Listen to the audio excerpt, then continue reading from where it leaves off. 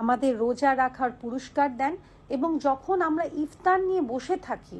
আল্লাহর ইবাদত করতে থাকি, মাগরিব না হওয়া পর্যন্ত আমরা কোনো রকমের কিছু খাই না, পান করি না, তখন আল্লাহ সুবহানাহু ওয়া তাআলা ফেরেশতাদেরকে বলেন যে আমার এই বান্দা না খেয়ে দিয়ে, এই যে এত খাবার আছে তার সামনে, সে ক্ষুধার্ত, সে না খেয়ে দেও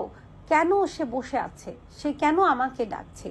এমন না যে আল্লাহ সুবহানাহু ওয়া তাআলা জানেন না যে আপনি কেন বসে আছেন, কেন খাচ্ছেন না, কিন্তু যেহেতু আল্লাহ সুবহানাহু ওয়া তাআলা নিজের ক্ষমতা প্রদর্শন করতে অনেক পছন্দ করেন, প্রশংসা শুনতে অনেক পছন্দ করেন, তাই আল্লাহ সুবহানাহু ওয়া তাআলা ফেরেশতাদেরকে জিজ্ঞেস করেন কেন আমার বান্দারা খাচ্ছে না। আর ফেরেশতারা যখন বলে যে আল্লাহ আপনার ভয়ে খাচ্ছে না, আপনার কাছে ক্ষমা চাইছে,